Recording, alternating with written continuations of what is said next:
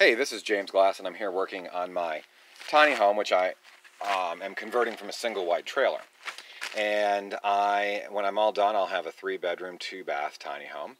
And one of the things I'm doing today is plumbing. And I wanted to show you a super handy trick on making sure you get correct pitch.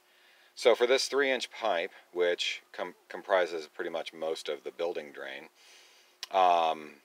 and it is got to be between 1/8 of an inch per foot drop to no more than 1/2 an inch per foot drop.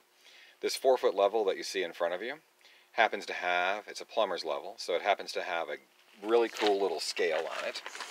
I doubt that my phone camera can actually get in and get enough clarity on that, but those little black lines actually have corresponding numbers. The farthest on the left is 0.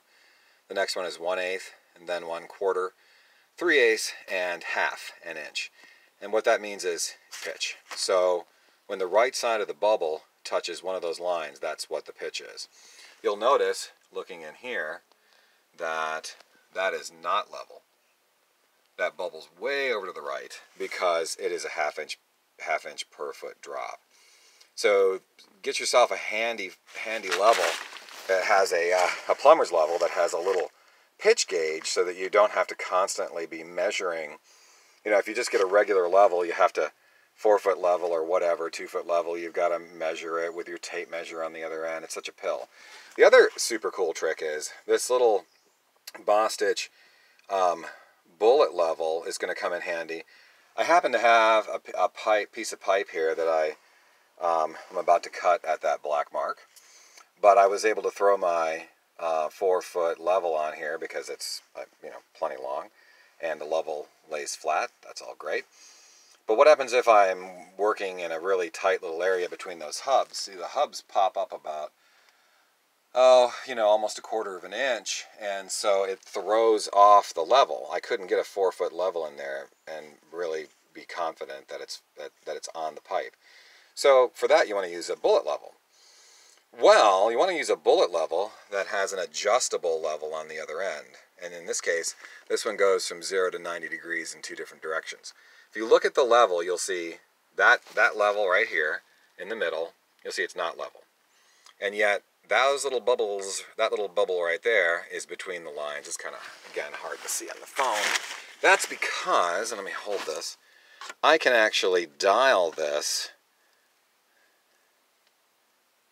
in to whatever I need. So I know with my 4-foot level I'm at the 1/2 inch per foot I want for that.